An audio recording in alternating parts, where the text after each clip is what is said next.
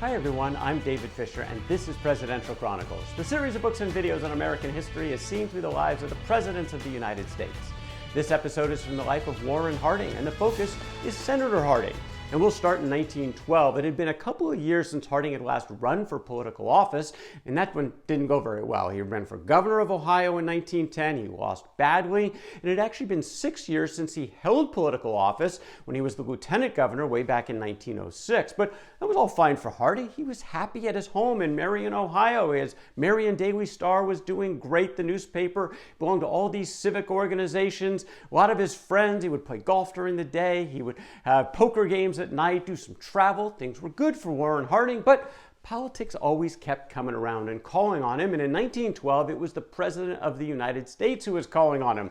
William Taft, his fellow Ohioan, had a rough presidency for the last 4 years, in part because of a split in the Republican Party. His predecessor, Theodore Roosevelt, had actually helped pick him to become the president to succeed him in 1909, but the progressive wing of the party that were really the strong supporters of Roosevelt were very unhappy with Taft, and they were encouraging Roosevelt to get back in the race to run again in 1912, and Roosevelt was going to do just that. So the Republican convention was going to be kind of a mess. Taft wanted Harding, a fellow Ohioan, aligned with the conservative wing, kind of the old guard Republicans, placed his name into nomination. Harding was certainly happy to do that, but the Republican convention was completely a mess. Sure enough, everything broke, and when Taft got that nomination, Theodore Roosevelt cried foul, he cried fraud, he went across town, basically stood up his own party, the Progressive Party, to run against Taft and the Democrat Woodrow Wilson in the general election in 1912. And basically the Republicans and the Progressives canceled each other out, handed Wilson the presidency in 1912. But the old guard was pretty happy with Taft, and when an open seat came up for the U.S. Senate in 1914, there was a lot of pressure for Taft to run. See, things had changed a bit here because the 17th Amendment to the Constitution had recently been ratified, and that meant no more state legislatures to elect senators. This was going to be a popular election. Also, with the progressive movement, you had a lot of states now using primaries to select their party's candidates for general elections, and so Theodore Burton, the incumbent senator, said, you know what, I'm opting out. This new process isn't for me.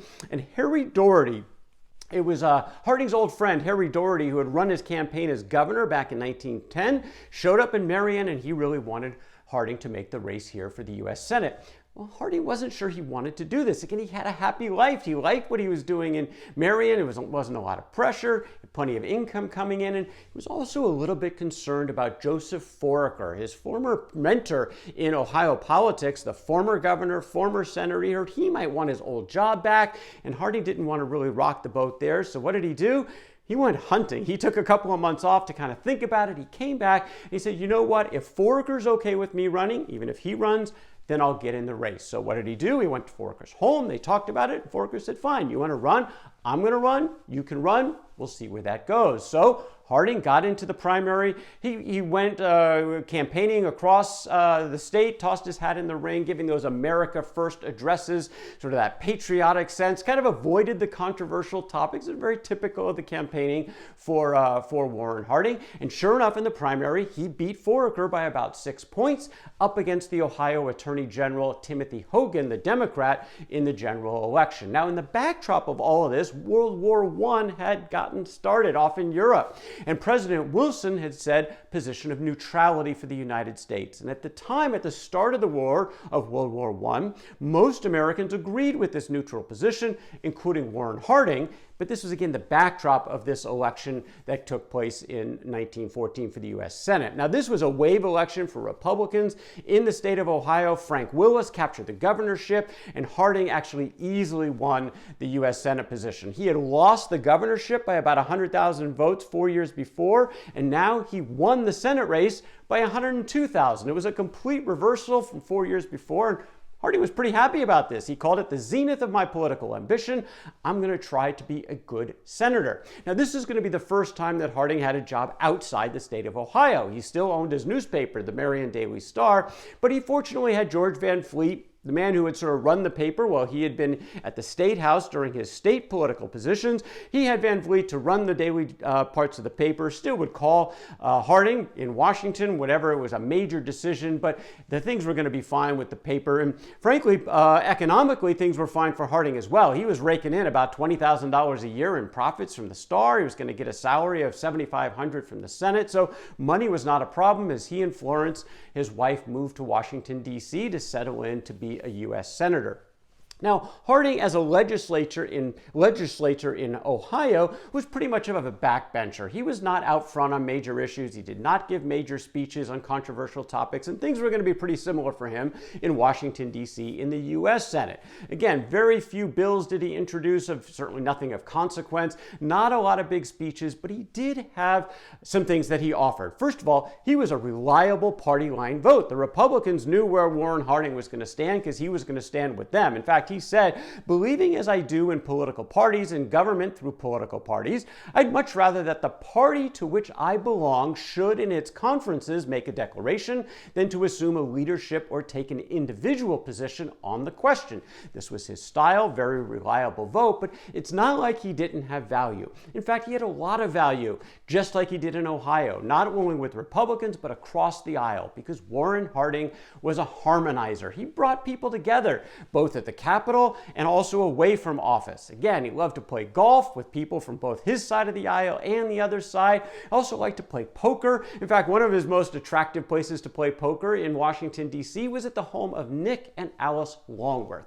Alice Longworth, formerly Alice Roosevelt, Theodore Roosevelt's oldest daughter, and everybody sort of wanted to be in the social circle with Alice Longworth, including Florence Harding, and they would often go together to play poker at the Longworth's house. And Alice Longworth would later write that from the time Warren Harding, came to Washington as senator in 1915, he and Mrs. Harding came to our house a great deal, chiefly to play poker, a game to which he was devoted. Though Mrs. Harding did not play, she always came too, and the job of the Duchess, as she was called, was to tend bar. She wanted to be part of Alice Longworth's social circle. Interestingly, Alice Longworth never stepped foot into the Harding home on Wyoming Avenue. The only time she would then step home into a Harding home was actually when it became on Pennsylvania Avenue. When Harding became the president, then she would come over to the Harding house. But still, a lot of good things going on for the Hardings as they settled into Washington, D.C., but also in the backdrop was this World War going on in Europe. And the Germans had started to become more aggressive. Some American ships went down at the hands of some torpedoes from German submarines, and there was a bit of a push now to get the Americans into the war, including led by Theodore Roosevelt. He was really pushing hard, sort of Woodrow Wilson's great antagonist, because Wilson was staying neutral, and this was all leading up to the 1916 presidential election. Would the United States go into war? Would they not? Again, Wilson was staying neutral. The Republicans needed to figure out a candidate. Now, the Republican Party is still fractured a bit from what happened in 1912. And in fact, here in 1916, Roosevelt wanted that Republican nomination, but that was not going to happen. The old guard was still very upset with him, but who were they going to go with? And in fact, before they even had that decision to make, they had to figure out who was going to lead the convention, who was going to be the chairman. And for that, because the party was so split, they wanted a harmonizer. And sure enough, they went to Warren Harding for that position. He became the chair of the 1916 Republican National Convention, and that meant he got to give the keynote address.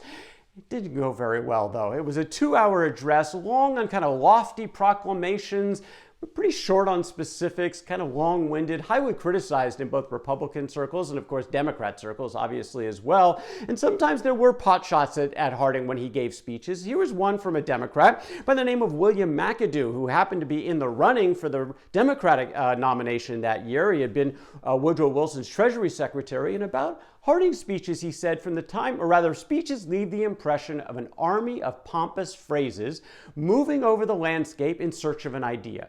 Sometimes these meandering words would actually capture a straggling thought and bear it triumphantly, a prisoner in their midst, until it died of servitude and overwork. Now, those are pretty harsh terms, but sometimes Harding's speeches had these lofty intentions and patriotic flavor to that, and sometimes that went over really well, sometimes not so well, and it Didn't go over all that well here at the convention. But of course, the real fight at the convention was about the nomination, and the party decided to rally around the Associate Justice of the Supreme Court, Charles Evans Hughes. He got that nomination. He was going to take on Woodrow Wilson. Harding was happy to campaign for Hughes. He campaigned hard. He certainly wrote about him in the Arizona Star with the editorials featuring support for Charles Evans Hughes, but it was not to be. Hughes lost Ohio, which was, of course, Harding's state. It was the only Midwest state to go for Wilson, so that was a setback for Harding's mind, but the race really came down to California. In fact, it would be 3 extra days of counting before they finally ruled that, sure enough, Woodrow Wilson won California by about 3,000 votes out of 1 million cast, so very narrow victory, and that put Wilson over the top. Charles Evans Hughes would not win 4 more years of Woodrow Wilson in the presidency. Now, he ran on a campaign of the man who kept us out of war. But that was all about to change because the Germans decided to adopt a policy of unrestricted submarine warfare.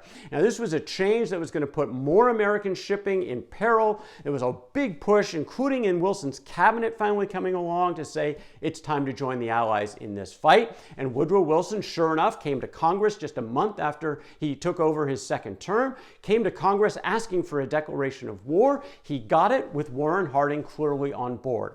Harding said that I want it known to the people of my state and to the nation that I am voting for war tonight for the maintenance of just American rights, which is the first essential to the preservation of the soul of this republic. A war that speaks for the majesty of a people popularly governed, who finally are brought to the crucial test where they are resolved to get together and wage a conflict for the maintenance of their rights. He was all in, the Americans were all in. Now, for Woodrow Wilson, he got what he wanted. He got his declaration of war. This was going to be a huge mobilization effort, and he knew it was going to take a little bit of time. Probably about a year before the Americans were really ready to engage in the fight. And there were some people, including one person in particular, who said, you know what, that's not good enough. We should get some Americans, volunteer a couple of regiments over there and boost morale and get this going. And that man was Theodore Roosevelt. The man who had been criticizing Woodrow Wilson so completely for the last couple of years showed up at the White House and told Wilson, forget about all those things I said. Let me raise a regiment as a volunteer and lead those men into battle. Roosevelt, thinking back to his days as a Rough Rider in Cuba in the Spanish-American War, which was his greatest day of his life when he actually led men into battle. He wanted to do it again, and he had an ally in the United States Senate. There was authorizing language in an amendment to a bill that actually gave permission to the president to actually raise some of these volunteer regiments, and that senator was Warren Harding. Harding said that an immediate force of American volunteers would put new life in every Allied trench and a new glow in every Allied campfire on every battlefront in Europe. Now, Theodore Roosevelt was touched by this. He was grateful that Harding was coming to his aid, but it didn't do any good. The amendment passed, but Wilson took no action to actually raise these regiments. He was not going to put his political rival back in a position to become the great American hero again. Theodore Roosevelt never forgot this exchange. He never forgot it in terms of his hatred for Woodrow Wilson or his appreciation for Warren Harding.